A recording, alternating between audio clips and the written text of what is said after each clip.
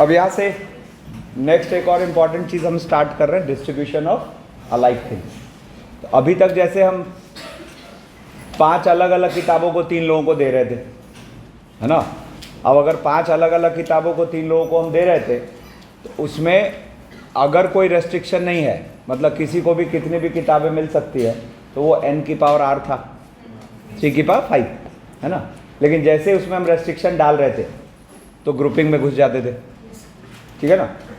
ये दोनों कहानी कब होती थी? जब किताबें अलग थी। अब यहाँ पे होगा कि किताबें हो गई सेम, मतलब मैं कहूँ कि 5 copies of a math book, ये 3 लोगों को देना है। तो दोनों में फ़र्क समझो, 5 अलग अलग बुक्स है, 3 लोगों को देना है, तो उसमें किसको कौन सा देना है और किसको कितना देना है, दोनों मैटर कर रहा है। लेकिन जैसे ही मैं बोल रहा हूँ there are 5 copies of a math book, तो किसको कौन सा तो मतलब ही नहीं रहा। क्या मैटर कर रहा है अब यहाँ पर? किसको कितने, हाउ मेनी, विच वन कोई मतलब नहीं है, हाउ मेनी सिंपल, ठीक है ना। तो अब देखो, एक क्वेश्चन से हम स्टार्ट लेते हैं, और इसको मतलब यूजुअली बेगर्स मेथड पढ़ाने वाले लोग बोलते हैं, ठीक है ना। ऐसा कोई बुकिश ये टर्म नहीं है, क्योंकि बेगर वाले एग्जाम्पल से स्टार्ट लेते हैं, इसलिए बेगर्स मेथड बोलते हैं। और इंपॉर्टेंट है तो रिकॉल कराना आसान है, कर देखो ये बेगर्स मेथड है। Beggars method means distribution of alike things, ठीक है ना। तो अब देखो यहाँ पर क्या है, कह रहा है कि in how many ways 10 identical coins can be given to 3 beggars such that each can get any number of coins, such that each can get any number of coins. तो अब देखो यहाँ पर बेसिकली ये क्या कहना चाह रहा है कि 3 बेगर्स है, A, B, C, और अगर देखा जाए तो इनके बीच ये जो वैल्यू 10 है इसका बंटवारा होना है, क्योंकि विच वन तो मैटर कर ही नहीं रहा, the only thing matters is how many, है ना। तो अपने को यही तो सोचना पड़ेगा कि ऐसे कितने 3 होल नंबर्स हम सोच सकते हैं जिनका जोड़ 10 हो जाए। ऐसे कितने 3 होल नंबर्स हम सोच सकते हैं जिनका जोड़ 10 हो जाए। अगर हम ये कर पाए तो इस क्वेश्चन का आंसर आ चुका है, ठीक है। तो अब यहां भी जैसे लास्ट क्लास में हमने एक नई चीज स्टार्ट ली कि भाई पूछता कुछ और है, करते कुछ और है, फिर दिखा रहे हैं ये वही हो रहा है। तो सेम ये पैरेलल सेटअप पर चलता है ना। यहां पर देखो अब क्या करेंगे, हम अपने पास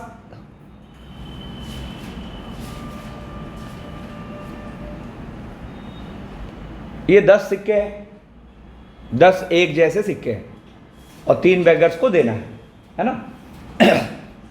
सच दैट किसी भी बेगर को हम कितने भी सिक्के दे सकते हैं। मतलब ऐसा हो सकता है कि हम 10 सिक्के ए को दे दे, या 10 सिक्के बी को दे दे, या 5 ए को दे दे, 5 बी को दे दे, सी को कुछ भी ना दे, ठीक है ना।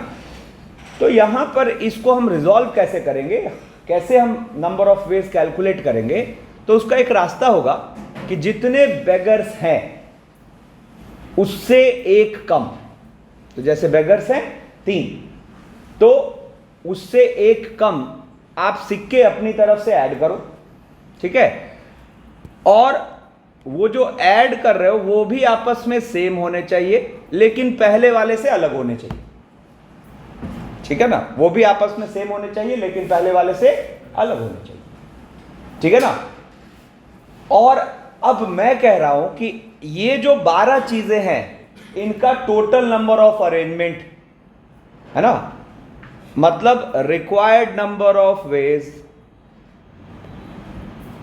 Required number of veg is the total number of arrangement, the total number of arrangements, total number of arrangements of these 12 things। कौन से 12 थिंग्स? जिनमें 10 तो एक जैसे हैं, 2 एक जैसे हैं, ठीक है ना। तो total number of arrangements of these 12 things, ठीक है, तो मतलब हम इसका आंसर तो निकालना सीख गए। क्या होगा इस क्वेश्चन का answer? Equals to 12 factorial upon 10 factorial 2 factorial.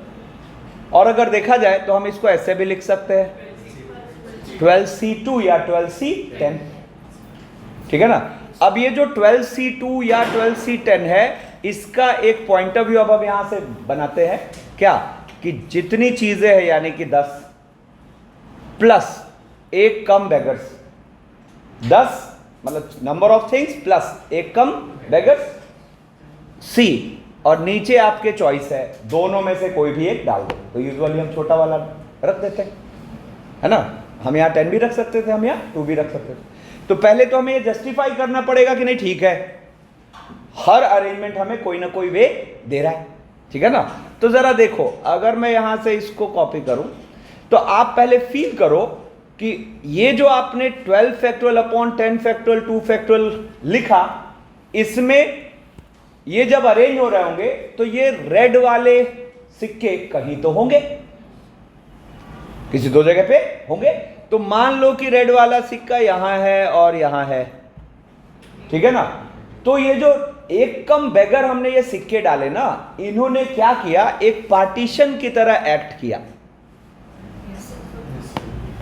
और पूरे सिक्कों को 3 हिस्सों में बांट दिया। तो हर अरेंजमेंट एक सॉल्यूशन है। जैसे ये, अच्छा, ये जो पार्टीशन है उसमें हर पार्टीशन जो 3 हिस्से बटे, हर हिस्से को एक एक बेगर को असाइन कर दिया, वो मेरी मर्जी। तो बेस्ट है जिस ऑर्डर में उसी ऑर्डर में असाइन करो। तो ये आपको वन ऑफ द आंसर दे रहा है। कौन सा दे रहा है? A3 B4 C3। अब आप कुछ भी रख लो, है ना। जैसे मान लो हम रख देते हैं लाल सिक्के यहां यहां, ठीक है ना। तो अब इन्होंने क्या किया, पूरे सिक्कों को 3 हिस्सों में बांट दिया। अब इसमें आपका ये कौन सा सॉल्यूशन दे रहा है? A0 B10 C0।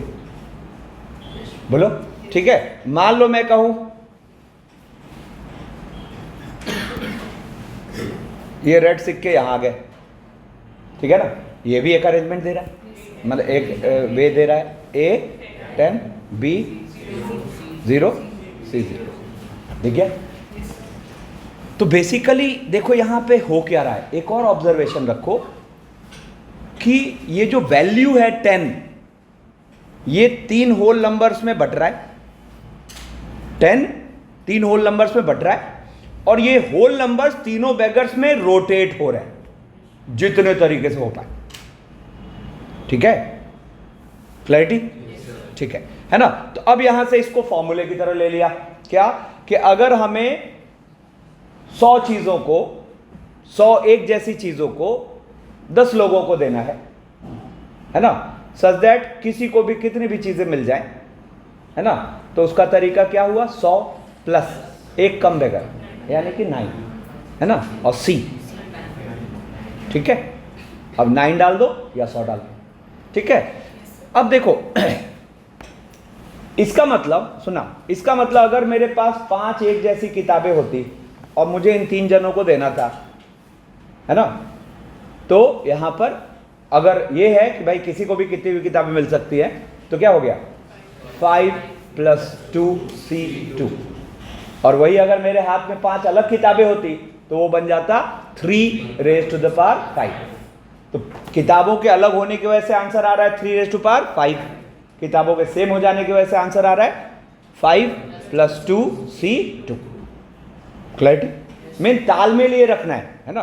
बेसिकली ये n की पावर r या ग्रुपिंग या बेगर, ये सब टूल है टू डिस्ट्रीब्यूट थिंग्स।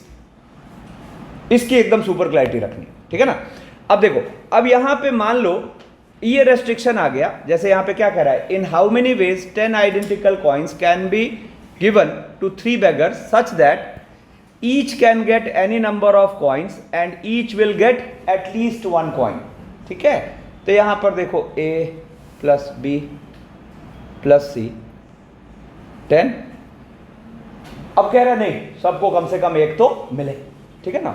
तो सबको कम से कम एक तो मिले, तो देखो यहां पर जब विच वन मैटर ही नहीं कर रहा, तो एक एक दे दो सबको, ठीक है ना। तो विच वन मैटर ही नहीं कर रहा तो एक एक दे देते हैं। तो यहां पर क्या हुआ, इन सबको हमने एक एक दे दिया, ठीक है ना। तो यहां बचा क्या, 7, और 7 बचा, और अब जो है हम वही फॉर्मूला लगा देंगे। तो अब सुनो, यहां से अब एक रूल बनाइए। सबसे पहले तो जैसे ही आप वो फॉर्मूला सोच रहे हैं, कौन सा वाला, बेगर वाला, तो बेगर का फॉर्मूला एप्लीकेबल तभी है जब आपके हर बेगर की लोअर लिमिट 0 हो। बेगर का फॉर्मूला एप्लीकेबल तभी है जब हर बेगर की लोअर लिमिट 0 हो और अपर लिमिट रेस्ट्रिक्ट नहीं हो रही। हर बेगर की लोअर लिमिट 0 हो और अपर लिमिट रेस्ट्रिक्ट नहीं हो रही हो, ये एकदम शुरू से ध्यान में रखना, ठीक है ना। तो देखो, ये जब तक हम 1 1 1 नहीं देते तब तक हम वो फॉर्मूला अप्लाई कर ही नहीं सकते। हाँ, 1 1 1 दे दिया तो अब देखो हर बेगर की लोअर लिमिट कहां पे आ गई, 0 पे, ठीक है ना। और अब मजे से फिर वही बात हो गई कि इसका हम आंसर क्या कर देंगे, 7 + 2c2। तो अब जरा सोचो, मेरे हाथ में 5 अलग अलग किताबें थी और मुझे इन 3 जनों को देना था, such that each can get any number of books। तो वहां आंसर आया 3 की पावर 5। मैंने इसमें कहा कि नहीं भाई, हर बंदे को कम से कम एक किताब तो मिलनी चाहिए। तो ये घुस गए ग्रुपिंग में, क्या 3 1 1 और 2 2 1, ठीक है ना। और वहां से 150 अपना वो जो आंसर आया, ठीक है। कब हुआ, जब ये रेस्ट्रिक्शन आ गया कि नहीं, जो 5 अलग अलग किताबें, हर बंदे को कम से कम एक किताब तो मिले। लेकिन जैसे ही मेरे हाथ में वो 5 किताबें सेम हो गई, मतलब 5 कॉपीज ऑफ अ बुक, है ना। तो अब तीनों को जब मैं दे रहा हूं तो 5 + 2c2। लेकिन जैसे ही ये रेस्ट्रिक्शन आया कि नहीं, हर बंदे को कम से कम एक बुक तो मिलनी चाहिए, तो यहाँ पे जस्ट सिंपल मैंने तीनों को एक एक बुक दे दिया। तो मेरे हाथ में बुक्स कितने बचे, 2, और लोग कितने हैं, 3। तो 2 + 2c2। तो ये चारों बातों की क्लैरिटी रखनी है। थिंग्स डिफरेंट है तो विदाउट एनी रेस्ट्रिक्शन n की power r, with restriction grouping. Things same है तो विदाउट एनी रेस्ट्रिक्शन बेगर। रेस्ट्रिक्शन है और लोअर लिमिट की रेस्ट्रिक्शन है तो भी बेगर। उसमें क्या करना है, लोअर लिमिट के रेस्ट्रिक्शन को सेटिस्फाई कर देना, ठीक है। चलो, तो अब यहां से देखो, फाइनली अपने पास ये जो आया, number of ways of distributing n alike things to m persons such that each person can get none, one or more things. What will be the answer? n + m - 1 c m - 1 या फिर n + m - 1 c n, ठीक है। अब इसको apply करना शुरू करते हैं। तो जैसे मान लो यहां पे क्या कहा, find the number of integral solutions of the equation this. केवल इतना बोल के रुकेगा तो ये मीनिंगलेस बात हो गई। क्यों, नेगेटिव में घुस जाओ, दुनिया भर की पॉसिबिलिटी आ जाएगी, ठीक है ना। तो अब इसको इसके बाद सच दैट लिख के मीनिंगफुल बना रहा है, ठीक है ना। तो पहला क्या कह रहा है, x + y + z + w = 30 के इंटीग्रल सॉल्यूशंस काउंट करने हैं। तो पहला कह रहा है कि हर वेरिएबल की लोअर लिमिट 0। तो it is as simple as, यहां पर क्या हो गया, 30 + 3c3, ठीक है ना। अब हुआ कि नहीं, कुछ रेस्ट्रिक्शंस आ गए, है ना। तो जो भी रेस्ट्रिक्शंस आए, x + y + z + w = 30, है ना। अब जो भी रेस्ट्रिक्शंस आए उसमें हम क्या करेंगे, सबके लोअर लिमिट को खींच के 0 पे ले आएंगे, क्योंकि जब तक लाएंगे नहीं तब तक फॉर्मूला लगेगा नहीं, ठीक है ना। तो अब देखो, अगर कह रहा है x should be greater then 2 तो इसको 3 चीजें देनी होंगी, ठीक है ना। अगर कह रहा है y should be greater then 1 तो 2 चीजें, z ग्रेटर देन 0 तो 1, और w तो ठीक है ना। तो ये देने के बाद अपने पास क्या रहा, 3 2 5 1 6 24। अब हर बेगर की लोअर लिमिट क्या है, 0। तो यहां पर हमने इसका आंसर कर दिया क्या, 24 + 3c3, ठीक है। अब देखो यहां पे मैंने रेस्ट्रिक्शन में माइनस की वैल्यू को भी इन्वॉल्व कर लिया है, ठीक है ना। तो क्या होगा यहां पर, x + y + z + W ये 30 है। तो अब आपको अगर x greater than equal to -3 चाहिए तो इस बैगर से आप 3 चीज़ें ले ली तो वो 0 पे आ गया, ठीक है ना। इसको 1 दे दिए, इससे 4 ले लिए, है ना, इसको 2 दे दिए, ठीक है ना। तो ऐसा करने से क्या हुआ, तो अपने पास 34,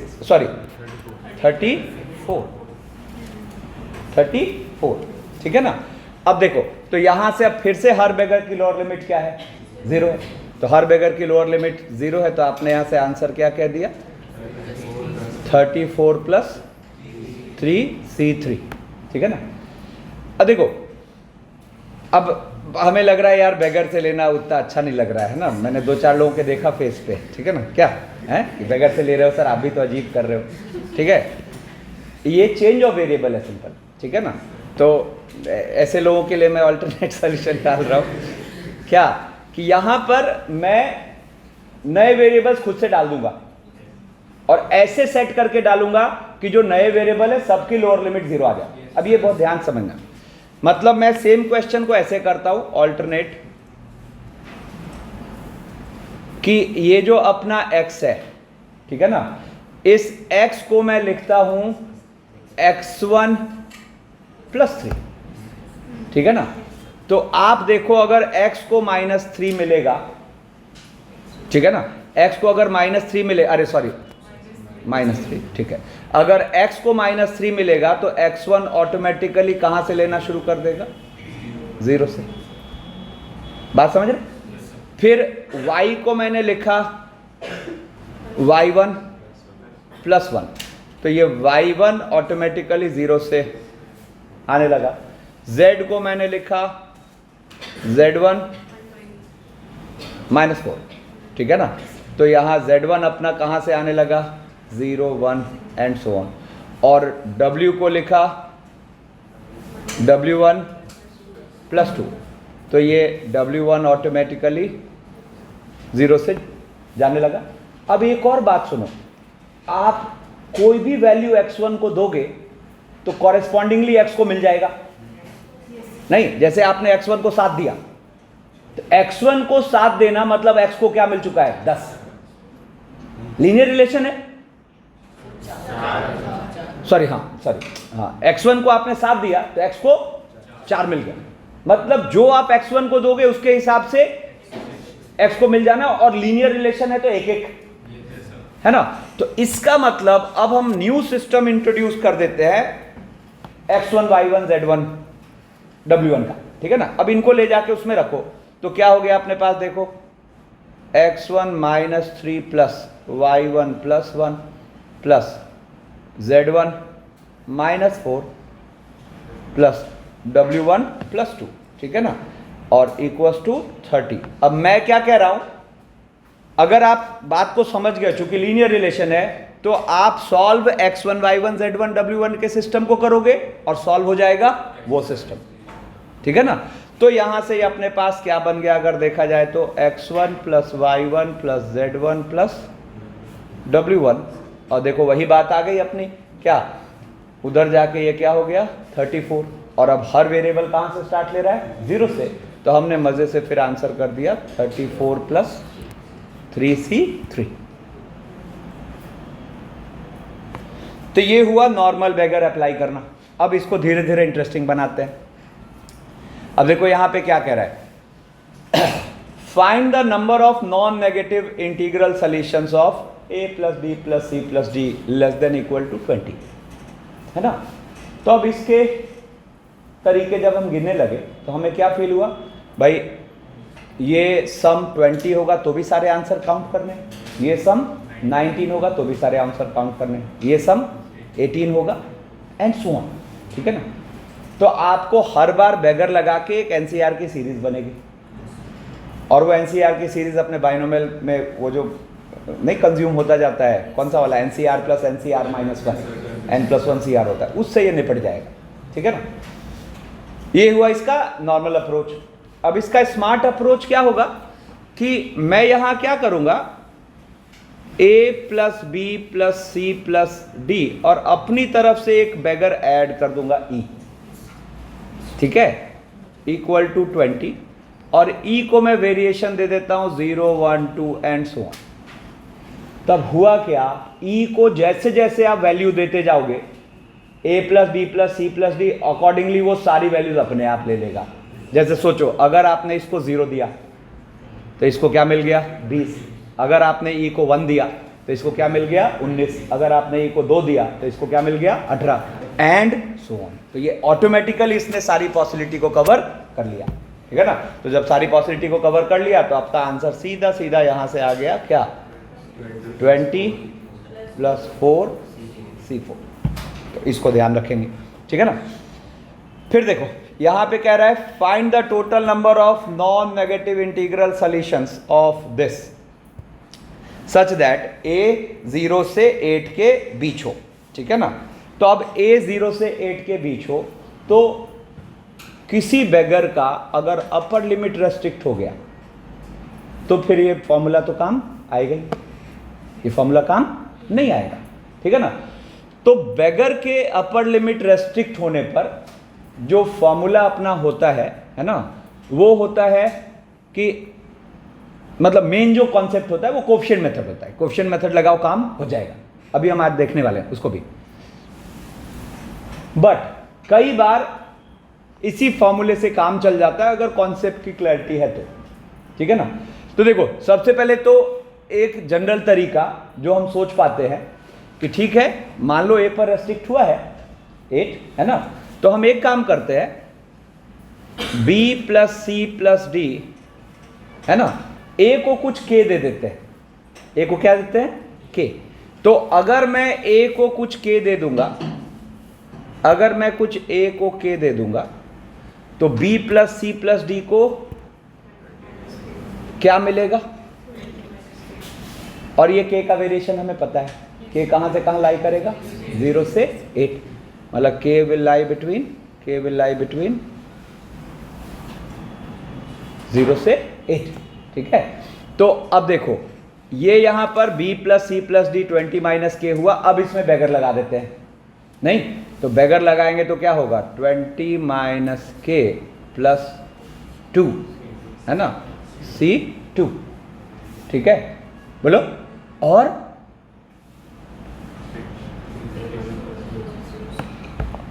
है ना, अपने आप सारा जुड़ गया भाई, k 0 वाला जोड़ लिया, 1 वाला जोड़ लिया, 2 वाला जोड़ लिया, 3 वाला जोड़ लिया, ठीक है ना। तो अब अगर देखा जाए तो ये 22 माइनस k C2 ही तो है। तो ये क्या लिखा हुआ है, ये लिखा हुआ है 0 से 8 और 22 माइनस, देखो 22 माइनस k C2, तो इसको आप क्या बोलोगे 22 माइनस k इंटू और अपॉन 2, है ना। और अब ये क्या हो गया सिग्मा टेक्निक, k की 2 डिग्री का पॉलिनोमियल, सिग्मा टेक्निक करते ही आपको इसका आंसर मिल गया। तो इसको हम बोल देते हैं फर्स्ट मेथड। मतलब किसी एक बेगर पर अगर रेस्ट्रिक्शन है तो हमने काम तो चला लिया, ठीक है ना। 4 बेगर है तो ऐसा 2 डिग्री का बना, 5 बेगर होंगे तो 3 डिग्री का बनेगा, 3 बेगर होते तो और इजी हो जाता, यहाँ क्या बनता लीनियर बनता, नहीं अगर 3 ही बेगर होते तो यहाँ तो और लीनियर बनता, ठीक है ना।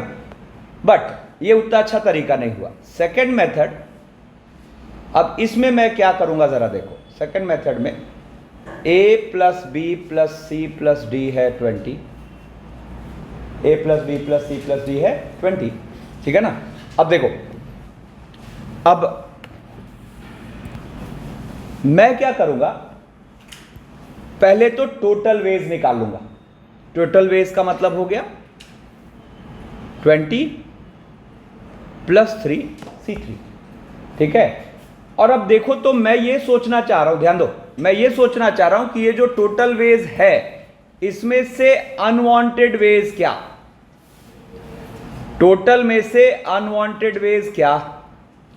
तो सोच के देखो अनवांटेड क्या होगा जब a को 9 या उससे ज्यादा चीजें दी जा रही होंगी, a को 9 या उससे ज्यादा चीजें दी जा रही होंगी, वो हमें यहां पे नहीं चाहिए। तो सोच के देखो अगर मैं a को 9 दे दूं तो बचा यहाँ कितना 11। और अब अगर इसमें मैं बैगर लगा दूं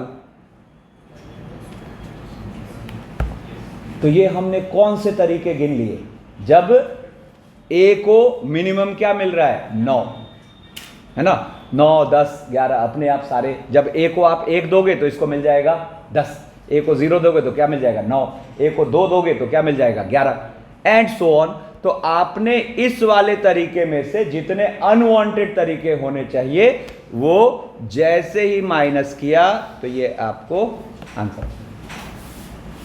किसी को डाउट है तो बोलो, तुम्हें नहीं समझ आया?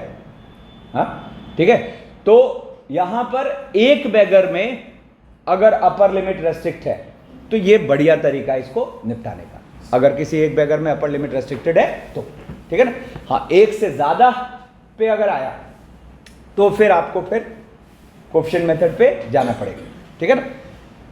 अब देखो धीरे धीरे वेरिएशन लाते हैं। अब जैसे यहां पे कह रहा है find the total number of positive integral solutions of a plus B plus C greater than equal to 150। अगर मैं केवल इतना बोल के छोड़ दूं तो कोई मतलब ही नहीं रहा, इतना बोल के छोड़ दूं तो मीनिंगलेस हो जाएगा। तो इसको मीनिंगफुल बनाने के लिए आगे एक रेस्ट्रिक्शन है, A B C less than equal to 60, ठीक है। अब देखो इसको कैसे टैकल करेंगे। अब ऐसे तो देखो कोएफिशिएंट मेथड ऐसे केस में तुरंत स्ट्राइक करता है कि ठीक है कोएफिशिएंट मेथड से करते हैं, ठीक है ना। बट जब तक बैगर में है देखते हैं बैगर से कैसे करते हैं, ठीक है ना। तो यहां पे आप देखो फिर से चेंज ऑफ वेरिएबल आएगा, जरा देखना। तो मैंने यहां पे माना a equals to 60 minus a1, ठीक है ना। तो आप सोचो अगर a 60 से लेस या इक्वल है तो a1 का वेरिएशन क्या आया 0 1 2 एंड सो, बोलो ठीक है। b इक्वल्स टू माना 60 माइनस b1, ठीक है ना। और c इक्वल्स टू माना 60 माइनस c1। और यहां से फिर मैंने कहा कि जो a1 b1 c1 है ये 0 1 2 एंड सो ऑन, ठीक है। अब जरा इसको ले जाके यहां रखते हैं। तो ये अच्छा लीनियर रिलेशन है तो a1 को कुछ दोगे तो अपने आप a को कॉरेस्पॉन्डिंगली मिल जाना है, ठीक है ना। तो इसको ले जाके यहां जरा रखो तो ये क्या आया 60 माइनस a1 प्लस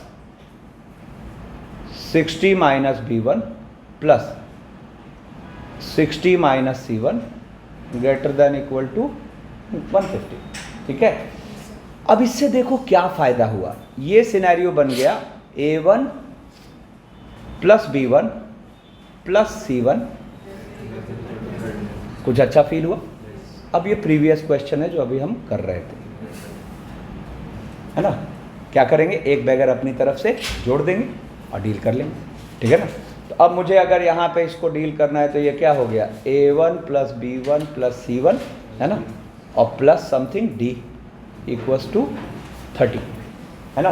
और d को वेरिएशन कहाँ से दे दिया एंड सो, है ना। तो what is the answer 30 plus 3c3, ठीक है ना। मतलब मैं अब आपके सामने कुछ कुछ रेस्ट्रिक्शंस रख रहा हूं और उसको दिमाग लगा के निपटा रहे हैं, ठीक है ना। जैसे अब आया find the total number of odd natural number solution of this. अब आप देखो बैगर में ऐसा इवन या ऑड का तो कोई चक्कर है ही, वो तो इंटीजर्स होते हैं, है ना। तो अब यहाँ पे क्या सिनेरियो है, तो अब यहाँ पे मैं क्या करूँगा जरा देखो। तो a को मान लूँगा 2a1 प्लस 1, b को, c को, d को, है ना। और ये जो a1 b1 c1 d1 है इनके वेरिएशन क्या दे दूंगा, है ना। तो अगर मैं a1 b1 c1 d1 के वेरिएशन 0 1 2 एंड ऑनवर्ड दूंगा तो अपने आप a b c d को क्या मिलना है, ऑड मिलना है। अब इसको ले जाके उसमें रख दो।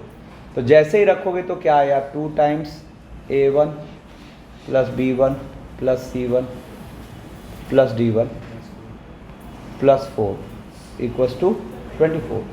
4 उधर जाके 20 और यहाँ से आ गया a1 plus B1 plus C1 plus D1 ये 10, ठीक है ना। अब ये फिर वही बैगर क्या हो गया, तो हम यहाँ से आंसर क्या कह पाएंगे,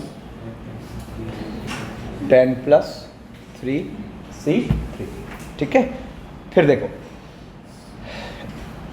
अब यहां से अप्लाई करते हैं।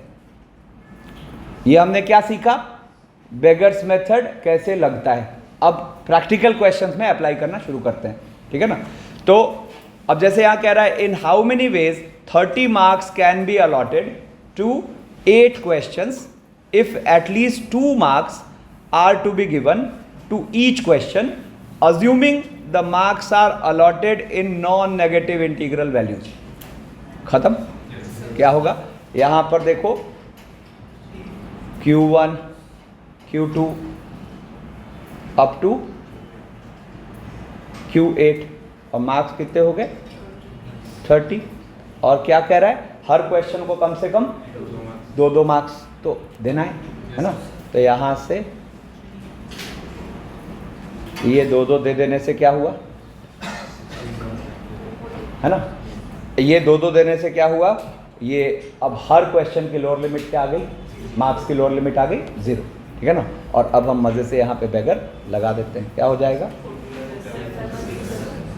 14 प्लस 7C7, ठीक है।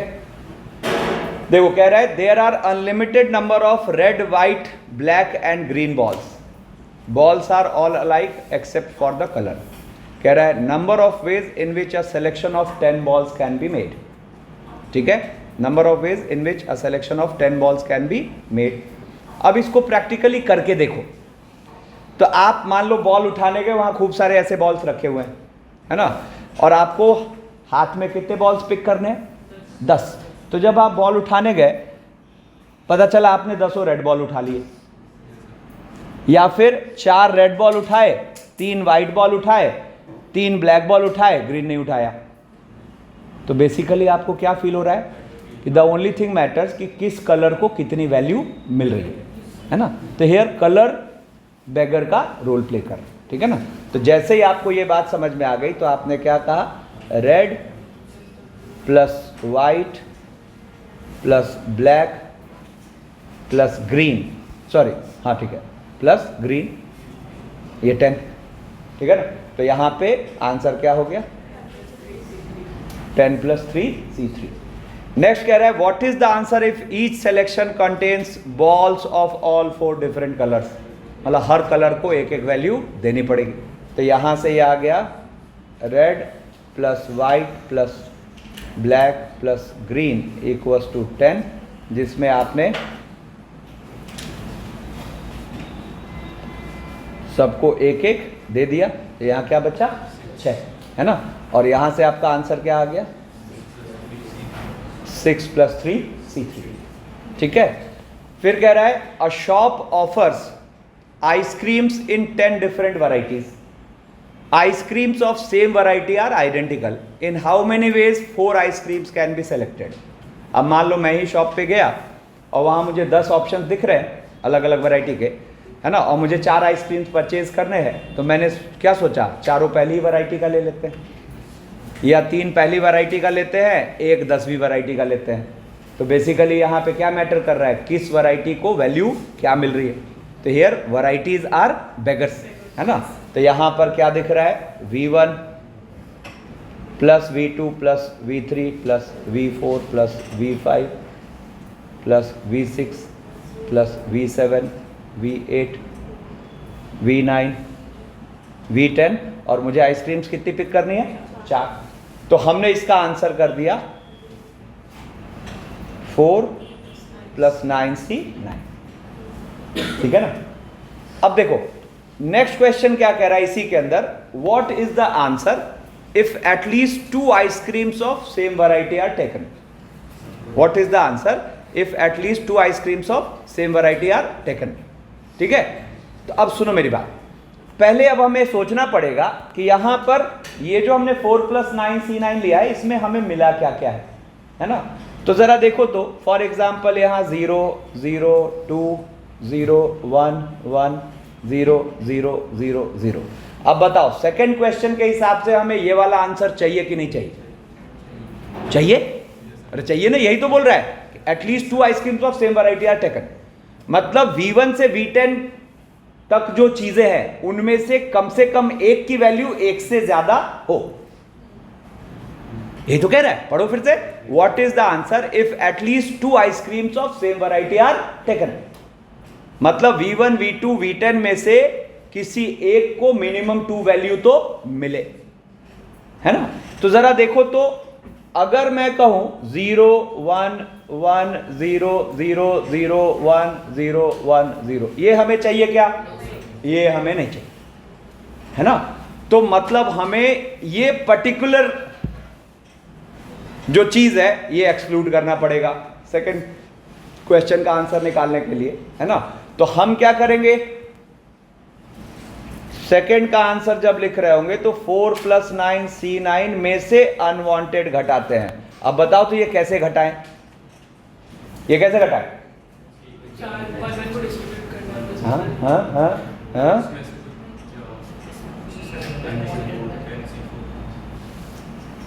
वन को डिस्ट्रीब्यूट, सिंपल 10C4।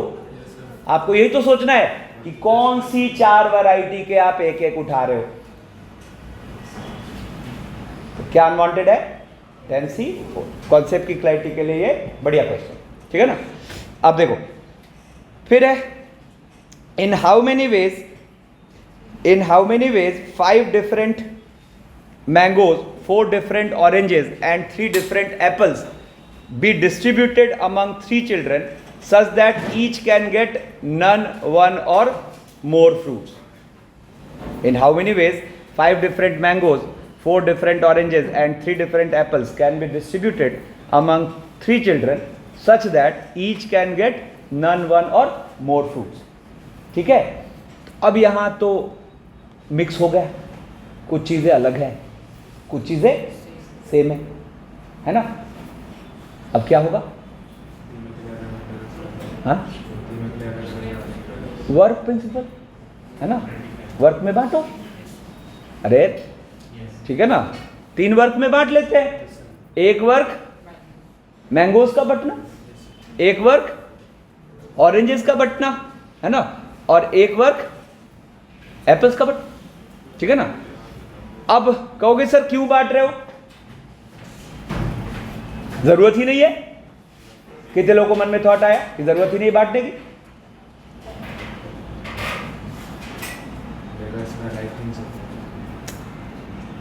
बिल्कुल जरूरत नहीं है, ठीक है ना। आप एक तरीके से देखो तो ये 5 4 9 3 12 चीजें ही तो है। 12 चीजों को आपको 3 जनों को देना है, सच दैट किसी को भी कितनी भी चीजें मिल सकती है ना। तो ये तो सिंपल m की पावर r है, आई बात समझ में, ठीक है ना। तो मेरी बात समझे क्या सब लोग? तो ये आपको दिख रहा है क्या? अच्छा, किसके थ्रू सोचे? फ्रूट्स के थ्रू। तुरंत सोच ले, 2 fruit same children, 2 children same fruit, कौन सा सही है ना, ठीक है। तो फ्रूट के थ्रू सोचेंगे, तो फ्रूट के थ्रू सोचोगे तो हर फ्रूट के लिए कितने रास्ते खुले हैं? 3। तो आपको इसका आंसर दिखा 3 की पावर 5 4 9 3 12, 3 की पावर 12 इज द आंसर। हाँ, ये अलग बात है कि मुझे इसके अंदर घुस के दिखा कि इट इज एक्चुअली 3 की पावर 5 इंटू 3 की पावर 4 इंटू 3 की पावर 3। अभी हम अंदर घुस के क्यों देखे? हो सकता था फ्रूट्स में अंदर कुछ रेस्ट्रिक्शन आता, तो वहां ये पॉइंट ऑफ व्यू काम करेगा, ठीक है। अब जब ये बात समझ गए तो अब देखो नेक्स्ट क्वेश्चन आ रहा है अपने पास,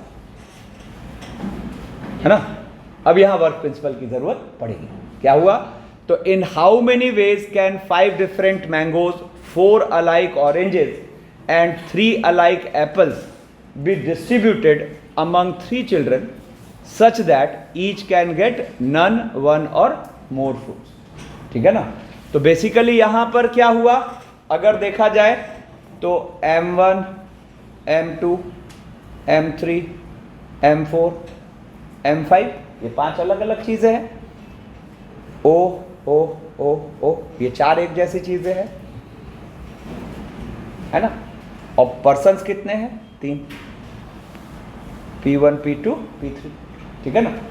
अब यहाँ पर सोचेंगे तो फ्रूट्स के, अरे कहाँ ध्यान है, देखो सोचेंगे तो फ्रूट्स के थ्रू ही है ना, लेकिन अब वर्क में बांट दिया। एक वर्क मैंगोज का बटना, एक वर्क ऑरेंजेस का बटना और एक वर्क एप्पल का बटना, ठीक है ना। तो अब यहां पर क्या होगा, यहां पर हो जाएगा क्या 3 की पावर 5 इंटू, अब इसमें बैगर लगेगा, बोलो है ना, क्या बैगर लगेगा? तो चीजें कितनी है? 4, बैगर है 3, तो 4 2C2, ठीक है ना, इंटू 3 प्लस 2C2, ठीक है ना। तो ये अपने पास आंसर आ गया, ठीक है ना। अब ये इंटरेस्टिंग कब हो जाएगा पता है? जब इसमें बोले क्या कि नहीं कोई भी बंदा खाली नहीं रहना चाहिए, मतलब हर बंदे को कम से कम एक फ्रूट तो मिले, ठीक है। तो हर बंदे को कम से कम एक फ्रूट तो मिले, ठीक है। तो यहाँ पर क्या होगा, फिर उस पर चले जाएंगे कौन सा, कि भाई एग्जैक्टली एक बंदे को कुछ ना मिले, टोटल में से घटाना होगा। 3 पर ये पूछा जा सकता है, एग्जैक्टली एक बंदे को कुछ ना मिले और फिर एग्जैक्टली 2 लोगों को कुछ ना मिले, ठीक है ना। हाँ, अगर इंडिविजुअली फ्रूट्स पे रेस्ट्रिक्शन हो जाए तो वो आसान है। अगर इंडिविजुअली फ्रूट्स पे रेस्ट्रिक्शन आ जाए तो वहां आसान है। जैसे बोले क्या कि नहीं हर बंदे को कम से कम एक ऑरेंज तो मिले, तो ये लल्लू हो गया, या हर बंदे को कम से कम एक एप्पल तो मिले, तो फिर तो ये लल्लू हो गया। लेकिन ओवरऑल अगर कह रहा है कि हर बंदे को कम से कम एक फ्रूट मिले, तो फिर वो इंटरेस्टिंग होगा। और वो कैसे टैकल होगा? टोटल माइनस जब कोई एग्जैक्टली एक बंदा खाली रह जाए या फिर 2 लोग खाली रह जाए, ठीक है। अब देखो, अब ये जो सीखे ये वाली चीज, अब इसको एक और स्मार्ट तरीके से अप्लाई करते हैं। मतलब अगर देखा जाए तो ये जो हमने टैकल किया ये बेसिकली क्या हुआ, अब हम पूरी तरह से चीजों को डिस्ट्रीब्यूट करना जानते हैं। हाँ, कोफिशिएंट मेथड आ जाएगा तो और क्लैरिटी हो जाएगी, ठीक है ना। चलो अब देखो, जैसे यहां पे अब एक क्वेश्चन कह रहा है find the number of solutions, find the number of solutions, एक सेकेंड, हाँ, find the number of solutions of the equation this XYZ equals to 210, जहां XYZ बिलोंग टू क्या है? Natural number. तो बेसिक, अरे ध्यान दो, बेसिकली ये जानना क्या चाह रहा है कि आप ऐसे 3 नेचुरल नंबर्स ढूंढो जिनका प्रोडक्ट हो 210 और फिर वो इन तीनों वेरिएबल्स में रोटेट होंगे, ठीक है। अब देखो इसको मैं कैसे टैकल करूंगा, इस पे भी खूब क्वेश्चंस होते हैं। इसको मैं कैसे टैकल करूंगा, x into Y into Z, और 210 को मैं प्राइम फैक्टराइजेशन में लेके चला जाता हूं, ठीक है ना। 2 5 7 है ना। क्वेश्चन क्या है समझे हो, कि ऐसे 3 नेचुरल नंबर्स ढूंढो जिनके की प्रोडक्ट हो जाए 210 और वो तीनों वेरिएबल्स में रोटेट कर दो, तो इसके आंसर मिल जाएगा, ठीक है ना। अब देखो, तो ये जो हमने XYZ को 2 3 5 7 लिखा है ना, अब यहां से आपको इसका एक पैरेलल फील देता हूं, है ना। पैरेलल फील ये कि एक तरीके से आप कह सकते हो कि मेरे पास 4 अलग अलग किताबें हैं और 3 लोग हैं, है ना। और ये 4 किताबें इन 3 लोगों में मैं कितने तरीके से दे दूं सच दैट किसी को भी कितनी भी किताबें मिल जाए, तो इस क्वेश्चन का आंसर आ गया। कितने लोग एक बार में समझ गए हो, ठीक है। और अगर समझ गए हो तो फिर आपको क्या फील होगा कि ठीक है, सबके लिए 3 रास्ते खुले और इसका आंसर हो जाएगा 3 की पावर 4, ठीक है ना। अब जो नहीं समझे एक बार समझाता हूं कैसे आ रहा है, ये कर देने से आंसर कैसे आ गया। तो आप सोचो, हर प्राइम को आप ये वेरिएबल्स दे रहे हो, हर प्राइम को आप ये वेरिएबल्स दे रहे हो, कोई भी एक पॉसिबिलिटी सोचो, कोई भी। तो जैसे मान लो 2 दिया x को, किताबें तो है, तो 2 दिया x को, 3 भी दिया x को, है ना, 5 भी दिया x को और 7 दिया y को। अब आप देखो इसने आपको एक सॉल्यूशन दे दिया, क्या, x equals to 30, y equals to 7 और जिसको कुछ नहीं मिला उसको क्या मिला, 100, है ना। अब जैसे मान लो आपने कहा कि हम दे रहे हैं यहां पर z, z, z और x,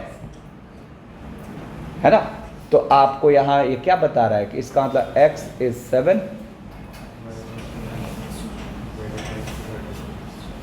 तो देखो क्या हो रहा है, जब तक आप हर प्राइम को किसी न किसी वेरिएबल को दे रहे हो तो फाइनली जब पूरा दे दोगे तो हर वेरिएबल की एक वैल्यू होगी, बोलो, हर वेरिएबल की एक वैल्यू होगी और जिसको कुछ नहीं दिया उसको क्या वैल्यू मिल रही है, 1। तो अपने आप सारे तरीके आ रहे हैं, देखो 3 वैल्यूज भी आ रही है, वो आपस में रोटेट भी हो रही है ना। तो इसका पैरेलल सिनेरियो माइंड में रखना ज्यादा बेटर है। क्या पैरेलल सिनेरियो हुआ कि अपने पास 4 अलग अलग किताबें हैं, basically primes are books and variables are persons, है ना, और हम इन बुक्स को उन पर्सन्स को बांट रहे हैं, ठीक है ना, सच दैट एनी पर्सन के कोई भी पर्सन को कितनी भी किताबें मिल सकती, ठीक है। अब देखो, अब यहीं पे कह रहा है कि find the number of solutions of the equation X Y Z equals to 210। देखो सेम, बस यहां पे फर्क क्या आ गया, X Y Z belong to लिख रहा है इंटीजर, तो इंटीजर लिखने की वजह से क्या हुआ, इसका कोई भी सॉल्यूशन जो आप ऊपर देख रहे थे, है ना, जैसे फॉर एग्जांपल आपने एक सॉल्यूशन देखा, अभी जस्ट वहां कि 37 और 1, ठीक है ना, तो इस पर्टिकुलर सॉल्यूशन से और सॉल्यूशन आने शुरू हो गए, तीनों पॉजिटिव तो था ही, 2 नेगेटिव 1 पॉजिटिव, तो आपको जैसे फॉर एग्जांपल 30 है कि नहीं, ठीक है, -30 -7 1 और -30 माइनस, है ना। तो प्रीवियस क्वेश्चन का आंसर ही आपको इस क्वेश्चन का भी आंसर दे देगा। आपको क्या फील हुआ कि जो अपने 3 की पावर 4 है, जो अपने 3 की पावर 4 है, यहां पर 4 टाइम्स आ गया। अब आपको जो 4 टाइम्स दिख रहा है, हाँ, है ना, मतलब बेसिकली 3C0, है ना, प्लस 3C2, मतलब कितने नेगेटिव साइन आप इन्वॉल्व कर रहे हो उसके पॉइंट ऑफ व्यू से देख लो, या कितने पॉजिटिव साइन आप इन्वॉल्व कर रहे हो, वैसे भी देख सकते, है ना। चलो, और ज्यादा कन्विंसिंग मुझे वही लग रहा है, क्या, 3C3 प्लस 3C1, क्या 3C3 मतलब तीनों पॉजिटिव, 3C1 मतलब एक पॉजिटिव 2 नेगेटिव, ठीक है ना। तो हमें इस क्वेश्चन का आंसर क्या मिला, 3 की पावर 4 इंटू 4, ठीक है। अब देखो इसको और इंटरेस्टिंग बनाते हैं, इस बार 4 वेरिएबल दे दिए, है ना, और प्राइम्स है 5, है ना, फैक्टराइज फॉर्म में ऑलरेडी लिखा हुआ है। तो कह रहा है such that ABCD belong to natural number, तो इसका आंसर आप क्या बोलोगे, इस बार किताबें कितनी है बोलो, 5, लोग कितने हैं, 4, है ना। तो आपने क्या कहा, सबके लिए 4 रास्ते, हर किताब के लिए, बोलो, तो 4 की पावर 5, 5 के बाद 4 मत लिख देना, गलती मत करना, किताबें लो, है ना, और सोचते किसके थ्रू हैं, किताबों के थ्रू, ठीक है ना। तो इसका आंसर हो गया 4 की पावर 5। अब देखो, अगर मैं कह रहा हूं कि find the number of solutions, find the number of solutions, find the number of solutions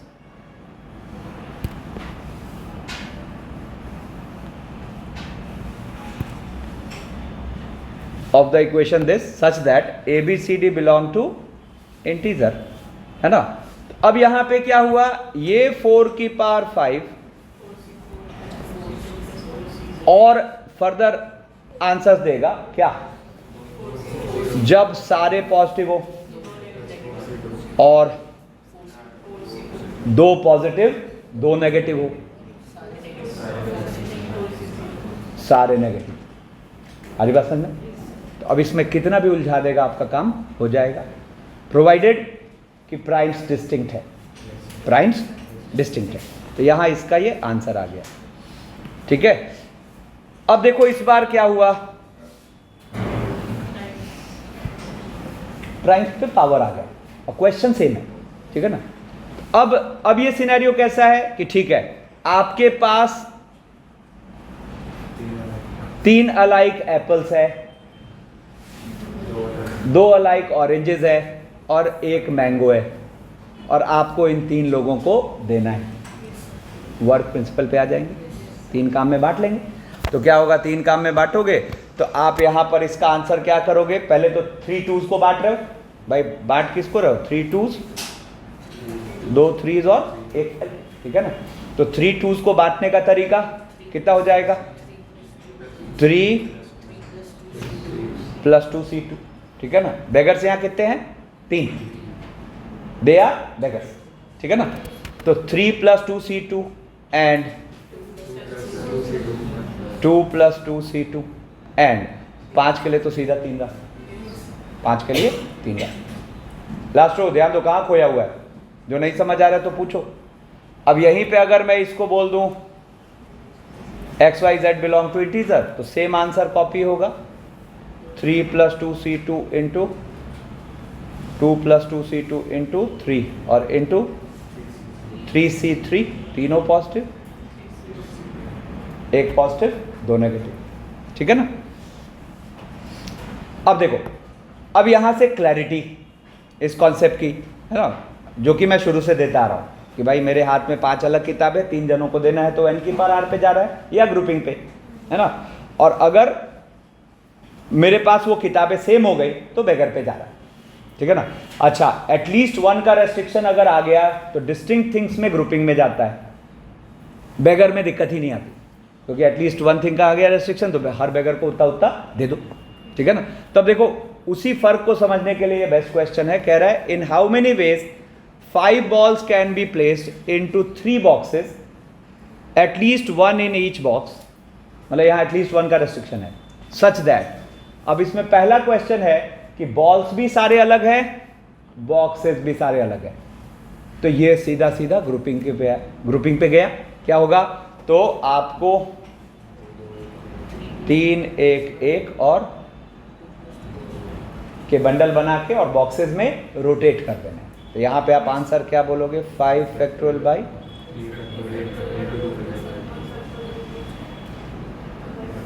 देखो ये बंडल बना चुके और इन बंडल्स को अब हम 3 फैक्टोरियल से रोटेट करते हैं। ठीक है ना। प्लस यहां पर 5 फैक्टोरियल इंटू बंडल्स बना लिए। ठीक है ना। और अब इनको 3 फैक्टोरियल से रोटेट कर देंगे। ठीक है। अब यही सेकंड पार्ट आया कि बॉल्स तो अभी भी डिस्टिंक्ट है लेकिन बॉक्सेस हो गए सेम। तो बॉक्सेस हो गए सेम तो किस में डालें, इससे तो मतलब राइट। तो फिर ये वाला पार्ट यहाँ क्या होगा, गायब हो जाएगा, बाकी सब चीजें एज इट इज रहेंगी।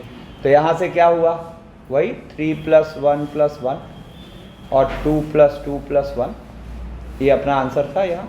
तो यहाँ आंसर क्या हो जाएगा, जस्ट 5 फैक्टोरियल 3 फैक्टोरियल 1 फैक्टोरियल का square into 1/2 factorial plus 5 factorial 2 factorial का स्क्वायर 1 फैक्टोरियल इंटू 1/2।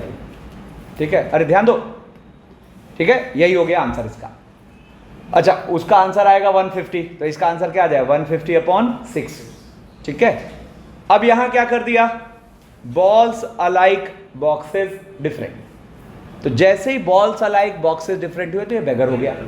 तो बेगर हो गया तो अब यहां पे सिनेरियो क्या है, this plus this plus this. ठीक है ना, क्या हो गया 5। अब हर बेगर को 1 1 दे देते हैं, तो यहां कितना बचा 2। तो आप इस क्वेश्चन का आंसर कर पाए 2 + 2c2। 2 + 2c 2। अच्छा ये देखो, बॉल्स अलाइक बॉक्सेस आइडेंटिकल। अब क्या करें? हाँ, दो ही तरीके है ना, यहाँ बॉल्स भी सेम हो गए, बॉक्सेस भी सेम हो गए, तो जस्ट सेपरेशन ही तो मैटर कर रहा है। तो आप सेपरेशन यहाँ कितने तरीके से कर पा रहे? दो ही तरीके से। तो क्या 3 + 1 + 1 और 2 + 2 + 1 है ना। तो इसका आंसर हम क्या बोलेंगे? 2। ठीक है, कॉन्सेप्ट की क्लैरिटी के लिए ये भी अच्छा क्वेश्चन, ठीक है ना। अब देखो, अब यहां से हम आते हैं कोफिशिएंट मेथड में। ध्यान समझना,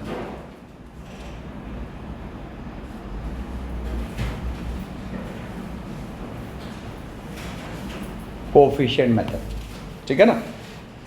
अब देखो यहां पे क्या है, find the number of non negative integral solution of a + b + c = 20। इसका आंसर तो आपको पहले से पता है। इसका आंसर क्या दिख रहा है? 20 + 2c2। तो मतलब आपके दिमाग में क्या आया कि अगर कहीं बेगर लग रहा है तो इससे अच्छा कोई तरीका हो ही नहीं सकता। हम पढ़ रहे हैं भले कोफिशिएंट मेथड है ना, लेकिन अगर बेगर लग रहा है तो हमेशा वही प्रायोरिटी होगी। वो फेल हो रहा है तब फिर इसकी याद आएगी। तो अननेसरी कोफिशिएंट मेथड में नहीं घुसना है, जरूरत पड़े तभी। तो बेगर फेल कब होता है? जब अपर लिमिट रेस्ट्रिक्ट करते हैं, तो फिर वहां कोफिशिएंट मेथड पे जाना पड़ेगा, ठीक है ना। तो अब ये कोफिशिएंट मेथड है क्या? अरे ध्यान दो, समझो इसको अच्छे से। मैंने क्या किया, यहां पर एक सेटअप लिखा, x⁴0 + x⁴1 + x⁴2, और ये एंडलेस चीज, मतलब एक जीपी लिखी हुई है, एंडलेस है, ठीक है ना। और ये ऐसी 3 जीपी में मल्टीप्लाई कर रहा हूं, ठीक है। और मैं कह रहा हूं कि ये जो सेटअप हमने बनाया है, ठीक है, इसमें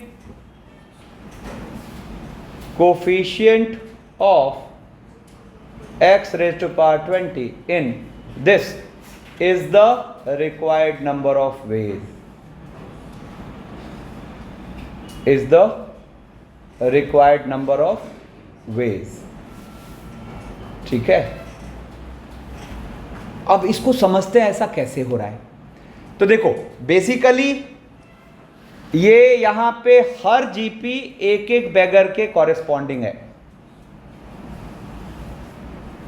ना, और वेरिएबल का जो पावर है वो उस बेगर की वैल्यू है। वेरिएबल का जो पावर है वो उस बेगर की वैल्यू है, ठीक है ना। तो अब आप सोच के देखो, आप इस प्रोडक्ट में अगर 20 पावर को बना रहे हो, ध्यान दो, तो उस 20 पावर को बनाने में हर ब्रैकेट का पार्ट होगा, मतलब हर ब्रैकेट की हिस्सेदारी होगी 20 बनाने में, है ना। तो आप सोचो किसी भी तरीके से आप 20 बनाओगे, उसमें हर ब्रैकेट की x की पावर ने पार्टिसिपेट किया, तो जिस पावर ने पार्टिसिपेट किया वो उस बेगर की वैल्यू हो गई, है ना। और आप सोचो जैसे 20 बनाते हैं, तो मान लो फर्स्ट ब्रैकेट से हमने लिए 7, है ना, इससे लिया 12, ठीक है ना, और इससे लिया 1, है ना। तो अब आप बताओ ये जो 20 बना इसका कोफिशिएंट क्या है? 1, बोलो। तो ये वन ऑफ द सॉल्यूशन ही तो हो। अब ऐसे जितने तरीके से 20 बनाओगे हर बार कोफिशिएंट क्या होगा? 1। तो अगर सारे 20 आपने इकट्ठे कर लिए तो उस 20 का जो कोफिशिएंट आ रहा है वो सारे सॉल्यूशंस का टोटल ही तो हो गया। कितने लोग अच्छे से समझ गए? फिर से समझाता हूं, देखो ना, किसी भी तरीके से एक बार इस प्रोडक्ट में 20 को सोचो। तो मैंने एक पकड़ा कि फर्स्ट ब्रैकेट का 7 पावर, मतलब चलो ऐसे लिखता हूं, फोकस्ड होके समझो, कई लोग ऐसे हा करके देख रहे हो। 7, 12 और 1, है ना, हर ब्रैकेट का ये लिया, है ना, और इसको मल्टीप्लाई करो तो कितना बन रहा है? 20। तो बेसिकली ये जो पावर्स हैं ये हो गई इनकी वैल्यू। मतलब मैं यहां बोलूंगा 7, 12, 1, ठीक है ना। और ये कितना सॉल्यूशन हुआ? 1, बोलो। और ये जो 20 बना यहां पे इस प्रोडक्ट में, जब मल्टीप्लाई कर रहे होगे तो ये जो 20 बना इसका कोफिशिएंट क्या है? 1। तो 1 सॉल्यूशन मींस कोफिशिएंट 1। तो जितने तरीके से आप 20 बना पाओगे वो सारे 20 अगर इकट्ठा हो गए तो आपने ईच एंड एवरी सॉल्यूशन को काउंट कर लिया, ठीक है ना। अब ये तो रही बात आप फील ले पा रहे हैं कि नहीं, ठीक है। अब अगर आप फील लेना सीख गए तो ठीक है, नहीं लिया तो अब सीधा कॉन्सेप्ट पे आइए कि भाई जिस बेगर के जो नंबर ऑफ थिंग्स का वेरिएशन है वैसी जीपी आप यहां चला लो, है ना। अब जैसे मान लो मैं बोलूं क्या कि नहीं, ए को कम से कम 2 चीजें मिलनी चाहिए, तो फर्स्ट वाली जीपी x² से स्टार्ट होगी। मैंने कहा नहीं, ए को कम से कम 2 चीजें मिलनी चाहिए और 10 से ज्यादा नहीं मिले, तो आप इस जीपी को x⁻10 तक रोक लो, ठीक है ना। अब कहोगे सर एंडलेस क्यों ले जा रहे हो आप, एंडलेस क्यों ले जा रहे हो, जबकि किसी बेगर को 20 से ज्यादा तो मिल ही नहीं सकता। कितने लोगों के मन में ये आया? बढ़िया, ठीक है ना। तो अब जरा बताओ कि एक जीपी आप सोचो x⁻0 से x⁻20 तक, उसका फॉर्मूला सोचो सम का, और एक आप एंडलेस जीपी का फॉर्मूला सोचो, ज्यादा बेटर कौन? अब सुनो क्या कि 20 पावर बनाने में इस ब्रैकेट का 20 के आगे का पावर पार्टिसिपेट कर रहा होगा क्या, तो वो कैलकुलेशन को डिस्टर्ब तो करेगा। तो वो समझदारी रख रहे हैं कि एंडलेस जीपी ले जा रहे हैं, वो हमें फाइनल आंसर में डिस्टर्ब नहीं करेगा, तो कैलकुलेशन को आसान बनाना है इसलिए हमने जीपी को एंडलेस रख दिया। तो तब तक एंडलेस रखे रहिए जब तक कि किसी बेगर की अपर लिमिट को रोक नहीं रहा हो। सारी बात समझ में? तो अब अगर आप ये बात समझ गए हैं तो देखो, लेकिन इसको कहते हैं कि हमने सेटअप बनाया, तो अब तो सेटअप आपको जैसा कहेगा वैसा बना दोगे। लेकिन ये सेटअप बनाना फ्रूटफुल कब है? जब आप यहां ये कोफिशिएंट निकाल पाओ, है ना। तो अब इसमें धीरे धीरे करते करते समझ आएगा कि कब निकाल पाते हैं, कब दिक्कत आएगी। तो जरा देखो यहां पर क्या होगा अगर मैं इसको कुछ एक्सप्रेशन ई मानूं, है ना। नाउ द टारगेट क्या रिड्यूसेस कि इस एक्सप्रेशन ई में कौन सी पावर का कोफिशिएंट? 20 पावर का कोफिशिएंट। तो जरा देखो तो ये ई क्या लिखा हुआ है? ई लिखा हुआ है x⁻0 plus x⁻1 plus x⁻2, ऐसी एंडलेस जीपी कितनी बार? 3 बार, ठीक है ना। तो अब इसको हम क्या लिख सकते हैं? a/1 - r⁻3, ठीक है ना। और ये क्या हो गया?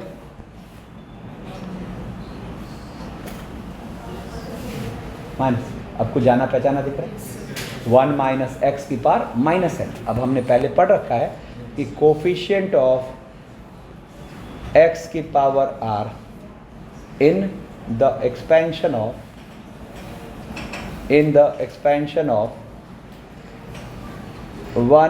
- x⁻−n इज क्या? ये हमें लर्न है ना। तो अब अगर हमें ये लर्न है तो देखो इसका मतलब therefore coefficient of x⁻20 in E is क्या? n की जगह क्या है? 3, r की जगह क्या है?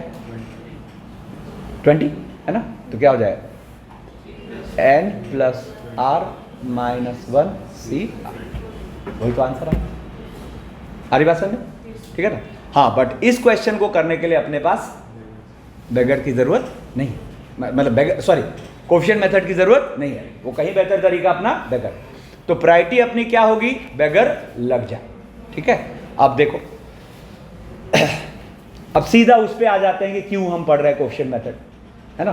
तो जरा देखो यहाँ पे कहा find the number of non negative integral solutions of a + b + c + d = 20, है ना, सच that a b c d 12 से ज़्यादा ना जाए, है ना। अब यहाँ बेगर ने हाथ खड़े कर दिए कि नहीं मेरे से तो नहीं होगा। अब यहाँ पर क्या हुआ तो ज़रा देखो, इसको हम क्या बोलेंगे? कोफिशिएंट ऑफ x⁻20 इन क्या बोलोगे? x⁻0 प्लस हर बेगर के लिए कितनी जीपी बनेगी? एक, है ना। और चूंकि बेगर के वेरिएशन में सिमेट्री है तो हर जीपी का सबसे लीस्ट पावर 0, लीस्ट पावर 0 और ग्रेटेस्ट पावर 12। ये जीपी कितनी बार बनाना है हमें? तो सीधा हम यहाँ 4 पावर दो, है ना। तो कोफिशिएंट ऑफ x की power 20 in this expansion is the required number of veg. Convince सब लोग? अरे बोलो हाँ, है ना। Is the required number of veg. और किसी को नहीं समझ आ रहा तो पूछो मेरे से डाउट, है ना, इंपॉर्टेंट है, ठीक है। अब देखो, अब यहां पर इसको बोलते हैं ई, है ना। और अब टारगेट क्या है? कैसे भी करके ई में 20 बार का क्वेश्चन निकाले, है ना। तो जरा देखो, अब यहां पर ई को लेके चलते हैं। तो ये क्या हो गया अपने पास? जीपी का सम है नहीं, तो क्या हो जाए 1 माइनस एक्स की पावर 30। कितने टर्म्स हो गए? 13। तो 1 माइनस एक्स की पावर 13 अपॉन की पावर 4। अब अगले स्टेप में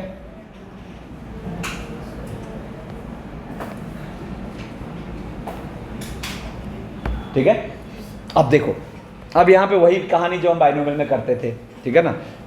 इसमें जब भी मिलेगा तो 13 का मल्टीपल मिलेगा, है ना। और हमें क्या चाहिए? 20, है ना। तो 20 चाहिए, तो जरा देखो, तो यहां पर 0 तो इसमें 20, यहां पर 13 तो इसमें 7, इसके आगे तो जाना ही नहीं, ठीक है ना। तो आप सीधा ही आंसर क्या बोलोगे? आंसर क्या बोलोगे? तो 4C0 माइनस 1 की power 0 into n plus R minus 1CR, ठीक है। और प्लस दूसरा हो जाएगा 4C1 इंटू माइनस 1 की पावर 1 और 7 n प्लस आर यानी कि 4 प्लस 7 माइनस 1C। ये आंसर हो गया, ठीक है। अब देखो, जैसे एक जेई में आया हुआ क्वेश्चन है, कह रहा है find the number of 7 digit integers with sum of the digits equal to 10 and formed by using the digits 1, 2 and 3। ये कल जो तुम पूछ रहे थे वही वाला है, ठीक है ना। पूछे थे ना क्वेश्चन जो कि तुमने पॉसिबिलिटी से किया, ठीक है। Find the number of 7 digit integers with sum of the digits equal to 10 and formed by using the digits 1, 2, 3, ठीक है ना। तो बेसिकली देखो यहां पर क्या है, यहां पर अगर देखा जाए तो A1 प्लस कितने डिजिट्स है? 3, 3, 6, 1, 7। तो ये क्या कह रहा है? ये कह रहा है एक तरीके से कि इन पर जो वैल्यूज आप डालोगे तो A1 plus A2 plus A3 plus A4 plus A5 plus A6 plus A7, ये कितना होना चाहिए? 10। और ये जितने भी AI है इनके वेरिएशन है 1, 2, 3, ठीक है। तो तुरंत कोफिशिएंट मेथड के सेटअप पे आते हैं। तो यहां पे हम क्या बोलेंगे कि कोफिशिएंट ऑफ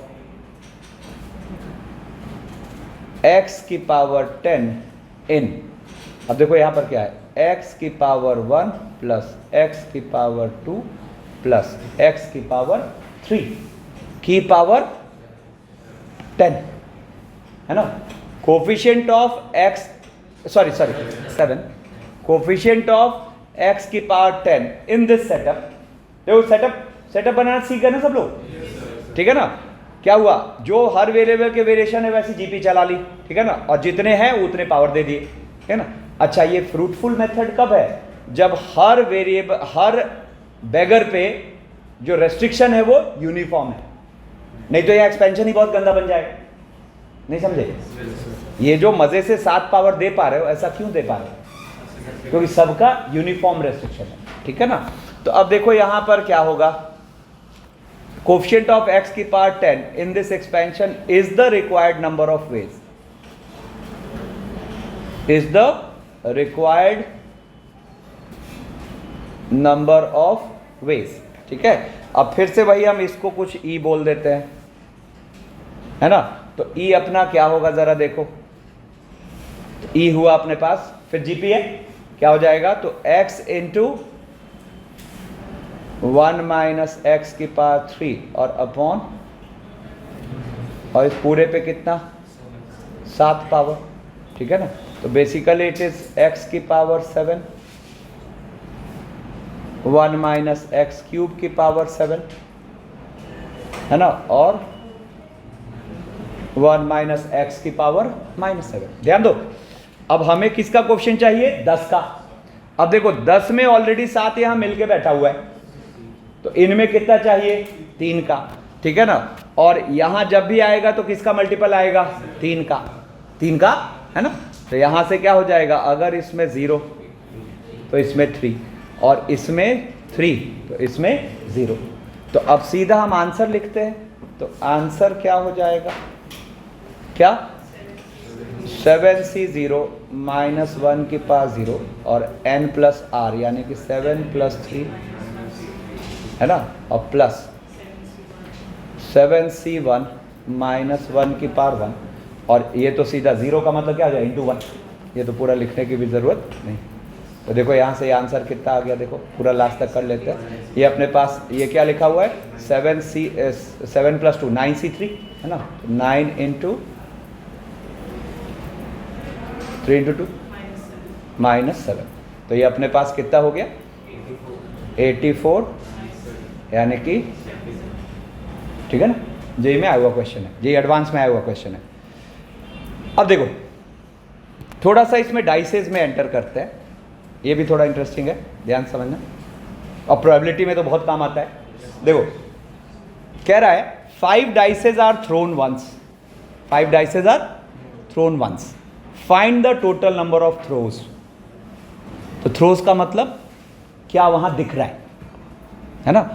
तो देखो डाइसेस, थ्रो का मतलब रीडिंग, ठीक है ना। तो डाइसेस जब तक क्वेश्चन ने कुछ ना बोला हो हम उसको डिस्टिंक्ट ट्रीट करते हैं, ठीक है ना। हाँ, अगर डाइसेस एक जैसे होंगे तो क्वेश्चन मेंशन करेगा, है ना। तो अगर मैं कह रहा हूं कि 5 डाइसेस को थ्रो किया गया है ना, तो कितने थ्रोज वहां दिख रहे हैं आपको बताना है, मतलब क्या क्या रीडिंग्स दिख रही है ना। तो चलो इसको पहले एक पे आते हैं। एक डाइस को आपने थ्रो किया तो वहां 6 रीडिंग्स दिख रही है ना। 2 डाइस को आपने थ्रो किया तो 36, 6 इंटू 6, है कि नहीं। अब वो 36 का फील लो, नहीं सुनो, 1 2 तो 2 1, 1 2 भी काउंट होगा, 2 1 भी काउंट होगा, ड्यू टू डिस्टिंक्ट डाइसेस। मतलब इसको आप कह सकते हो कि 2 अलग अलग कलर के डाइस हमने थ्रो किए, तो किस पर 1 किस पर 2 तो मैटर करेगा। तो उस बेसिस पे आपको कितना काउंट हुआ, 36। 3 डाइसेस हो गए तो 2 1 6। तो यहां पर डाइसेस कितने हैं, 5, है ना। तो आपको जो यहां 5 डाइसेस दिख रहे हैं, हर डाइस के लिए 6 रास्ते खुले हैं, ठीक है ना। कौन से 6, 1 2 3 4 5 6, मतलब वो जो रीडिंग्स हैं 1 2 3 4 5 6। तो आंसर इसका हो गया 6 की पावर 5, ठीक है। अब इस बार मैंने कहा 5 identical dices are thrown once, ठीक है ना। Find the total number of throws, ठीक है ना। अब डाइसेस हो गए एक जैसे, तो डाइसेस के एक जैसे होने की वजह से क्या हुआ, बदला क्या, ये सोचते हैं। तो किस पर 1 किस पर 2 ये मैटर ही नहीं कर रहा। कितने पर 1 कितने पर 2, मतलब वहां आपको कितनी बार 1 दिख रहा है, कितनी बार 2 दिख रहा है, कितनी बार 3 दिख रहा है, कितनी बार 4 दिख रहा है, कितनी बार 5 दिख रहा है, कितनी बार 6 दिख रहा है, यही तो मैटर कर रहा है। तो अगर आप इस सिनेरियो को समझे हो तो these faces will become beggars, और आपको जितने डाइस थ्रो करने हैं वो हो गए थिंग्स। कितने लोग एक बार में बात समझ गए। अब जो नहीं समझे अभी फील होगा। मतलब मैं यहां से सीधा सीधा आंसर बोलूंगा, मैं यहां पर सीधा सीधा आंसर बोलूंगा 5 प्लस 5c 5, 5 प्लस 5c 5, ठीक है। अब देखो, अब यहां पर ये कैसे आंसर दे रहा है वो समझते हैं। तो आप कोई भी एक पॉसिबिलिटी सोचो, जैसे फॉर एग्जांपल आपने कहा 3 0 1 0 1 0। इसका मतलब है कि आपको यहाँ पे फ्लोर पे जब आपने पांचों डाइस थ्रो कर दिए तो फ्लोर पे आपको 3 फेसेस पर तो 1 दिख रहा है, एक फेस पर 3 दिख रहा है, एक फेस पर 5 दिख रहा है।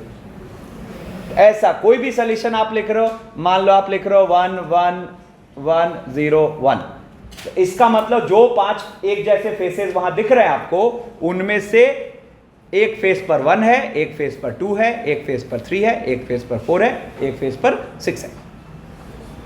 Got it? अरे रिस्पॉन्ड तो करो, दोनों में करो, नहीं समझ आ रहा है तो वापस। वाह वाह, थिंग्स कितने हैं? थिंग्स 6 दिख रहे तुम्हें, ये थिंग्स 6 हैं। अरे बाप रे, तुम्हें किस फेस को कितना मिल रहा है ये सोचना है। तो बेगर कौन हुआ? फेस ना। कितना बढ़िया, तो प्लस प्लस करके लिखा हुआ है, सब पे पानी फिरा दिया तुमने। कहीं भी क्वेश्चन का अब a + b + c = 20, तो बेगर 4 हुए कि 20 हुए? सब पे पानी फिरा दिया, है ना। यहां पर अपने को यही तो देखना है कि कौन सा फेस कितनी बार वहां दिख रहा है। तो फेसेस आर बेगर्स। अगर आपने मान लो यहां पर इसको 5 दे दिया है और बाकी सबको 0, तो what does it mean? It means कि वहां पे आपको पांचों फेसेस पर 1 दिख रहा है। तो बेगर की संख्या कितनी हुई? 5। थिंग्स की संख्या कितनी हुई? सॉरी, बेगर्स की संख्या कितनी हुई? 6 फेसेस, और थिंग्स की संख्या कितनी हुई? 5। अब अगर मैं यहां 5 आइडेंटिकल डाइसेस की जगह 10 डाइसेस थ्रो कर दूं तो यहां क्या आएगा? 10, है ना। तो इनफैक्ट चलो ये 5 5 से कंफ्यूज, समझ गए मैं क्या कह रहा हूं? देखो, चलो मैं 5 की जगह यहां 4 कर देता हूं, ठीक है।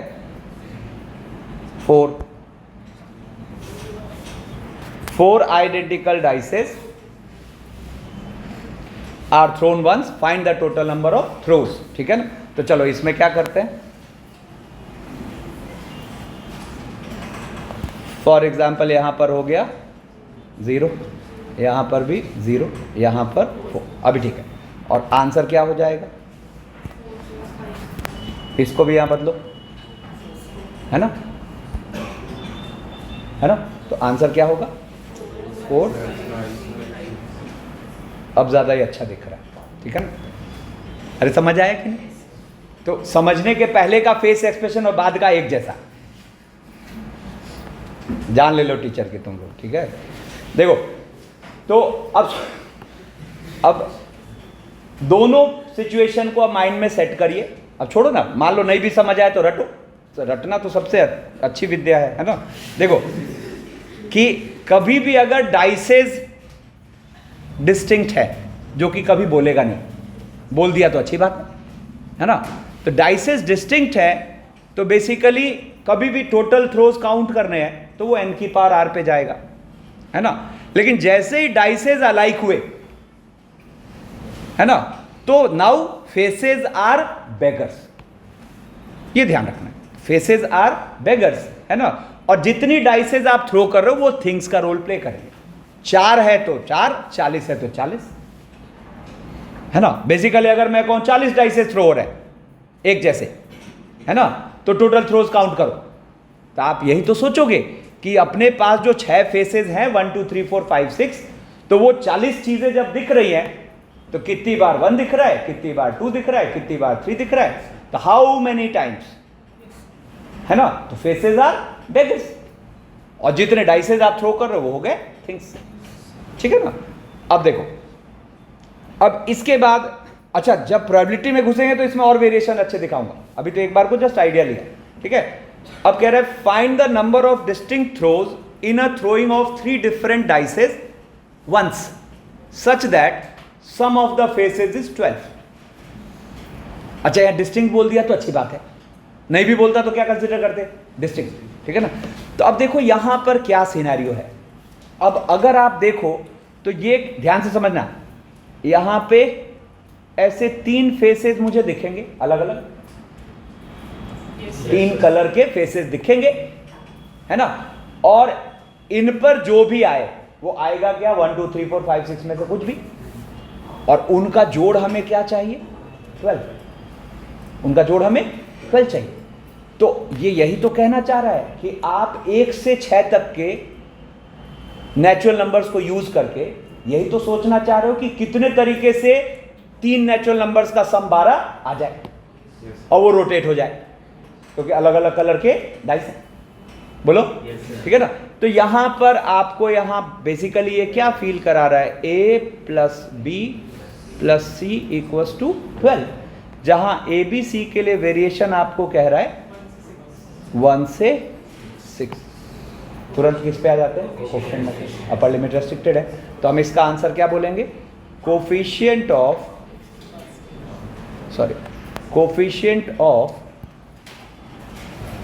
x की पावर 12 इन x की पावर 1 प्लस x की पावर 2 अप टू की power 3 is the required number of veg, is the required number of ways.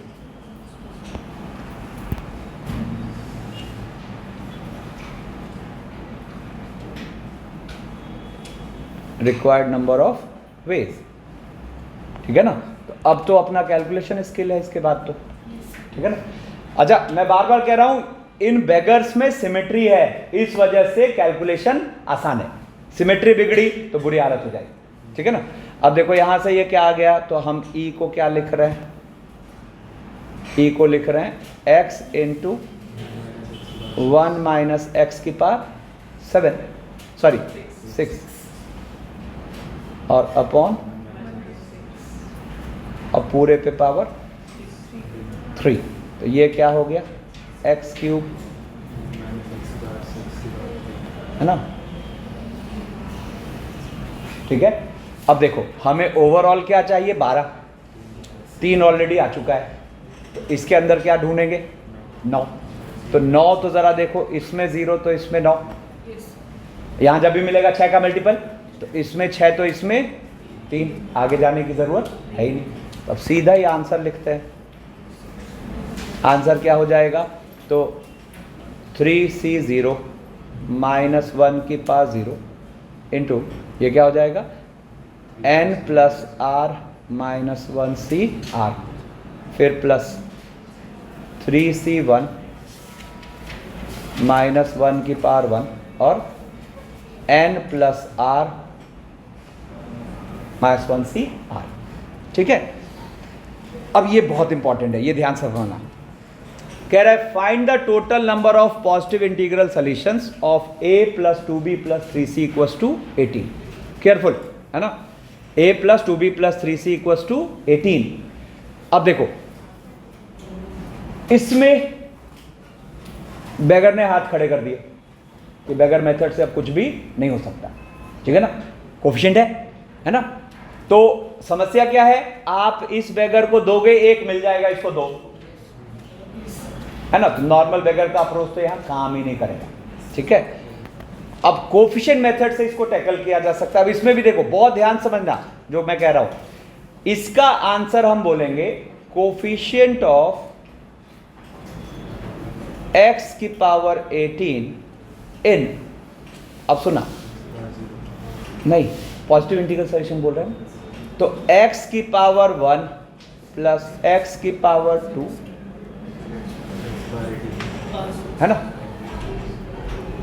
ठीक है, डॉट डॉट। मैं चलो और लिख देता हूं, अरे यार एक तो और ये मुसीबत बाहर आके खड़े हो जाते हैं। दूसरा जीपी में बनाता हूं x की पावर 2 प्लस x की पावर 4,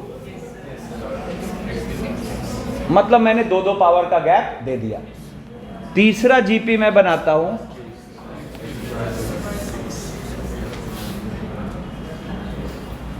ठीक है। अब देखो इन सब में से एक एक x बाहर निकल रहा है ना। तो अब मैं ये जीपी का लुक दे देता हूं 1 plus x square, sorry 1 plus x square लगातार वाला, यहाँ पर 1 plus x square plus x cube लगातार वाला, और यहाँ पर 1 plus x cube plus x, हाँ सॉरी एक्स की पावर 4, ठीक है, और यहाँ पर 1 plus x cube plus x की पावर 6 लगातार वाला। अब देखो 3 2 2 1 3 3 6, हम चुप रहे, एक यहां से, 2 यहां से और 3 यहां से, टोटल कितने निकले 6, और ऑलरेडी हमें 18 चाहिए थे, तो इसमें हमें क्या चाहिए, कोफिशिएंट ऑफ x की पावर 12 इन। अब मेरी एक बात समझो, हम यहां ये काम और इजी यहां भी कर सकते थे, सबको एक एक दे के। कितने लोग समझ गए? अब अगर इन सबको एक एक दोगे तो यहां बचा कितना, 12, और अब हर बेगर की लोअर लिमिट क्या आ गई, 0। तो आप ये करके सीधा इस सेटअप से भी आ सकते थे। अभी रोकिए बात, ठीक है, तो ये सेटअप लिख के भी आप काम कर सकते हो। तो आपको दोनों में से जो कन्वीनियंट लगे, मुझे ये रेड वाली बात ज्यादा बेहतर लगती है कि इसमें हम x की पावर 12 का कोएफिशिएंट दे, पहले ही एक एक दे दो, सबके लोअर लिमिट हमेशा क्या रखो, 0। अल्टीमेटली वो पावर्स में ही तो कंट्रीब्यूट करता है। अब सुनो, लेकिन अब आप देखो यहां पर ये कैलकुलेशन उतना कन्वीनियंट नहीं रहा। क्यों? क्योंकि हर जीपी अलग नेचर की है ना। तो अगर आप यहां जीपी का सम कर दिए, कुछ फायदा नहीं होना, बुरे फंस गए। अगर आप यहां जीपी का सम कर दिए तो कुछ फायदा नहीं होना, ठीक है। तो ये एक्चुअली क्वेश्चन फ्रेम हुआ है सिस्टमेटिक काउंटिंग के लिए, सिस्टमेटिक काउंटिंग के लिए, ठीक है ना।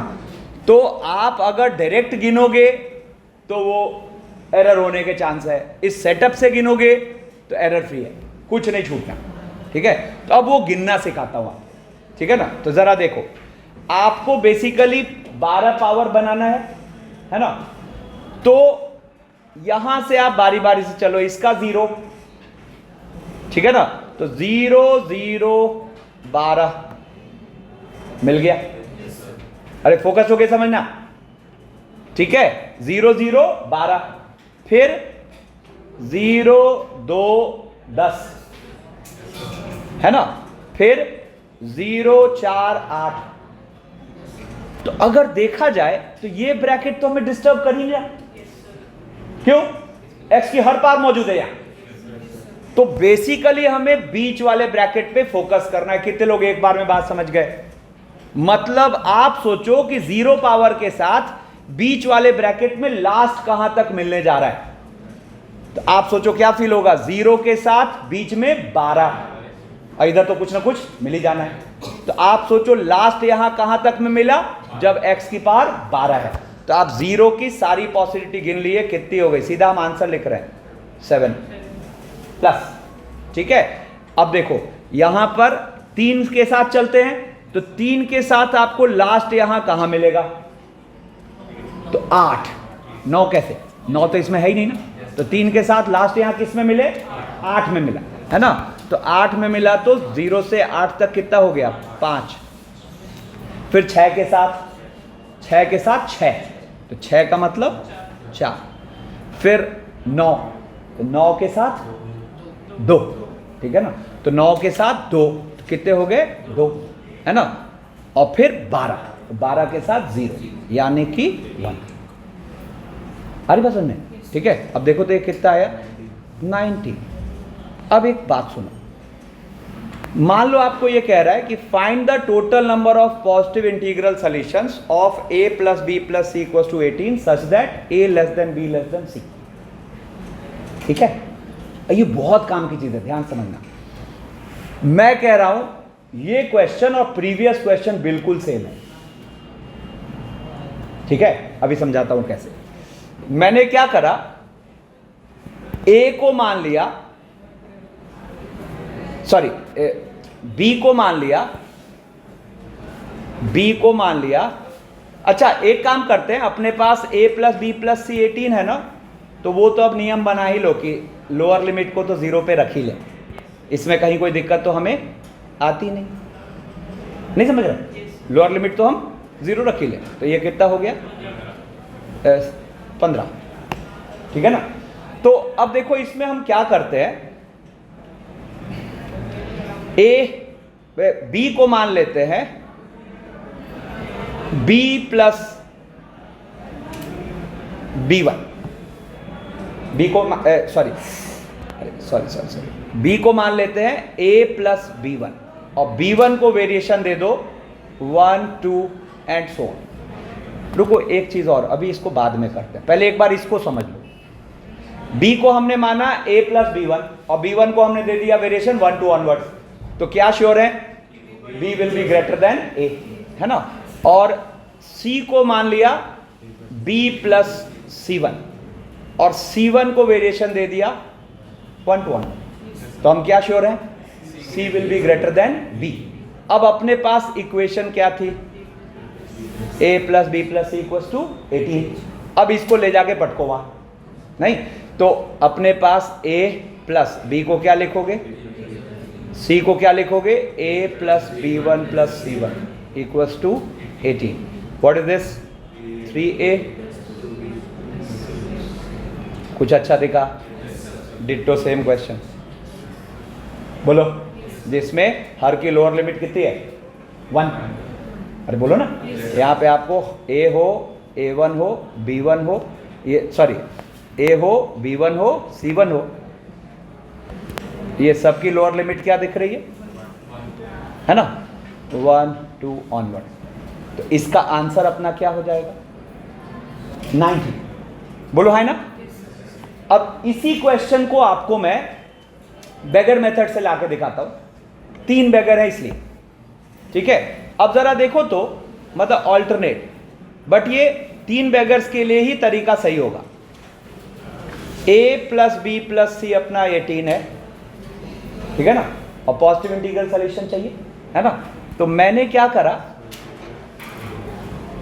इन सबको एक एक दे दिया, ठीक है। ये यहां पर कितना आ गया 15, ठीक है ना, और मैंने इसमें बेगर लगा दिया, तो 15 प्लस 2c 2।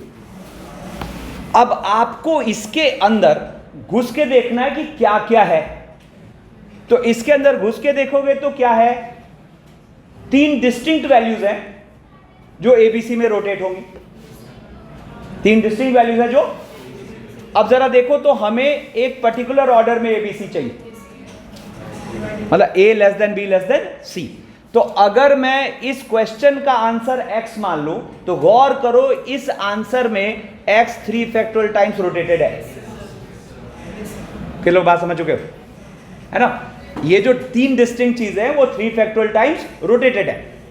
इसके साथ अब कौन सा बचा, जब 2 सेम एक अलग, तो 2 सेम एक अलग जरा सोचो तो यहां पर जब आप बेगर लगा चुके हो तो यहां पे क्या होगा, जरा सोचो कि A B C, है ना। तो 2 सेम एक अलग कैसे कैसे हो सकता है, तो मैक्सिमम हम जैसे A को लेके चले, A को हम दे सकते हैं कितना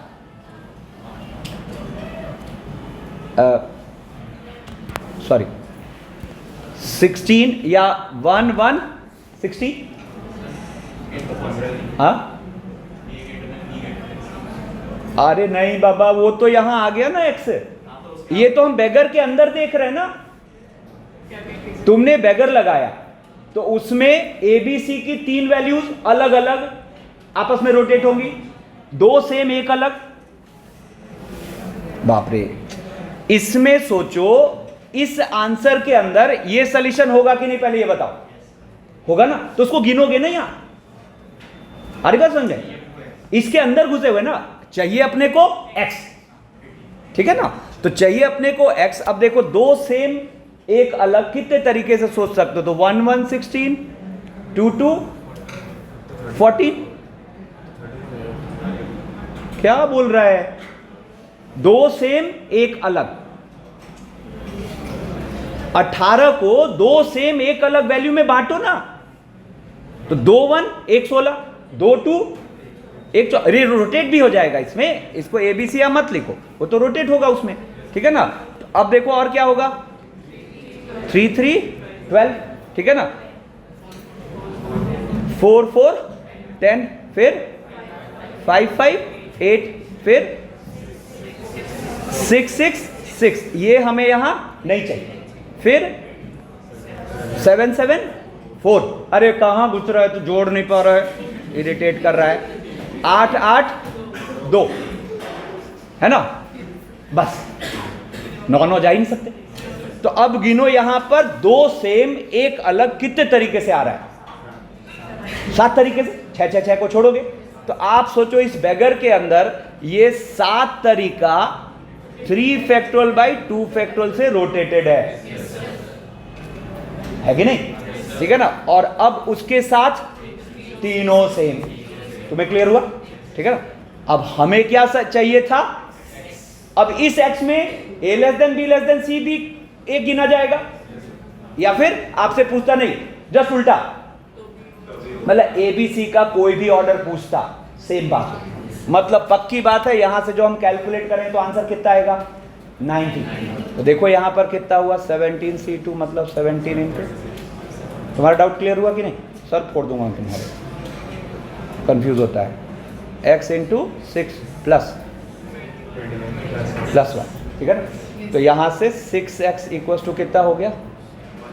136 माइनस 22, ठीक है ना। तो कितना हो गया? ठीक है, इसको कंटिन्यू रखते